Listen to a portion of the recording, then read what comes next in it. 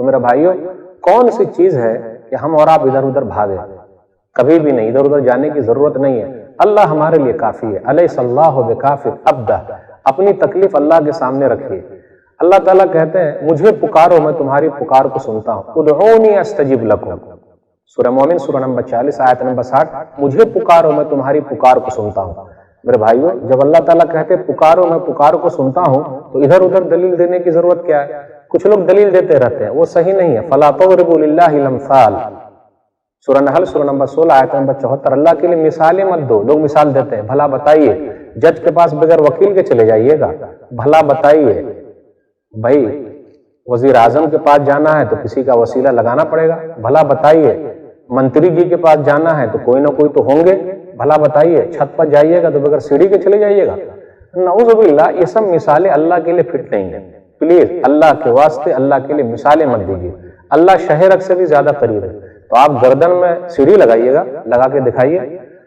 وہاں ضرورت کیوں پڑتی جج کے پاس وکیل کی؟ اس لیے کہ جج صاحب کو بھی نہیں معلوم ہے اور وکیل صاحب کو بھی نہیں معلوم ہے، دونوں کو نہیں معلوم ہے۔ ضعف الطالب والمطلوب، سورہ سورہ نمبر 22، کہ کیا ہی کمزور ہے مانگنے والا اور کیا کمزور ہے جس سے مانگا جا رہا ہے، دونوں کو نہیں معلوم ہے، اس لیے دونوں کو ایک دوسرے کی ضرورت ہے۔ کیا نعوذ باللہ، ایسا مت سوچئے گا، دماغ میں مت لائیے گا کہ اللہ تعالیٰ کو نہیں معلوم ہے میں کتنا گناہ گار ہوں، آپ کتنے گناہ گار ہیں، سب اللہ کو معلوم ہے۔ اللہ معاف کرنے والے، اللہ رحم کرنے والے، اللہ دینے والے، اللہ لینے والے، تو بیچ میں ضرورت کیا ہے؟ اللہ کو زیادہ معلوم ہے، تو اللہ کو کوئی بتائے گا؟ اللہ کو کوئی بتا نہیں سکتا۔ اللہ کے پاس کسی کی سفارش نہیں چلتی جب تک کہ اللہ نہ چاہے، اور نبی صلی اللہ علیہ وسلم سفارش کریں گے۔ دعا کیجئے ہم گناہ گاروں کے حق میں نبی صلی اللہ علیہ وسلم کی سفارش اللہ قبول فرما لے۔ اس لیے میرے بھائیوں جو لوگ یہ دلیل دیتے ہیں کہ جج کے پاس آپ جائیے گا تو بغیر وکیل کے کیسے جا سکتے؟ بھائی اس لیے کہ اگر کوئی مسئلہ ہوا تو جج صاحب کو نہیں معلوم ہے، وکیل صاحب مسئلہ لے کر آتے ہیں، پھر جج صاحب دیکھتے ہیں، پھر جج صاحب اعلان کرتے ہیں، وکیل صاحب پھر بتاتے ہیں۔ تو کیا اللہ تعالیٰ کی ابھی یہ نظام چلے گا؟ میرے بھائیوں یہ صحیح نہیں ہے۔ لوگ کہتے ہیں چھت پر چلے جائیے گا، تو کیسے چلے جائیے گا؟ سیڑھی کی ضرورت تو پڑے گی، بالکل صحیح ہے بھائی، یہ گھر کا مسئلہ ہے اور یہ دنیا کی مثال ہے، اللہ کے لیے مثال کیسے فٹ کیجیے گا؟ مثال کے طور پر چھت نعوذ باللہ اللہ، اور سیڑھی جو ہے نعوذ باللہ بزرگ، اور چڑھنے والا مجھ جیسا گناہ گار، تو کیا بزرگوں کے اوپر چڑھ کے جائیے گا؟ نعوذ باللہ، یہ جملے بیان کرنا بزرگوں کی توہین ہے۔ میں بزرگوں کی عزت کرتا ہوں، ان کا احترام کرتا ہوں، بزرگوں کو مانتا ہوں، لیکن بزرگوں سے مانگتا نہیں ہوں۔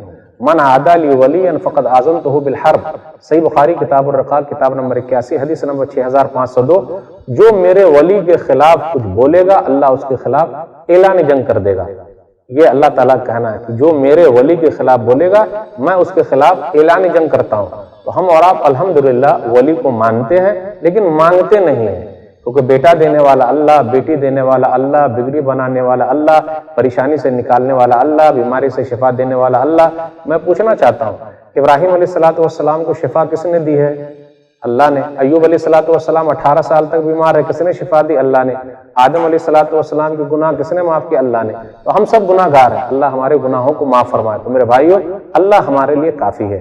اللہ سے دعا ہے کہ اللہ تعالیٰ اپنی محبت ہم لوگوں کے دلوں میں ڈال دے، آمین۔ والسلام علیکم ورحمۃ اللہ وبرکاتہ۔ سبسکرائب کیجئے ہمارے چینل اور دبائیے بیل کا آئیکن تاکہ آپ کو ریگولر نوٹیفیکیشن اپڈیٹس مل سکے۔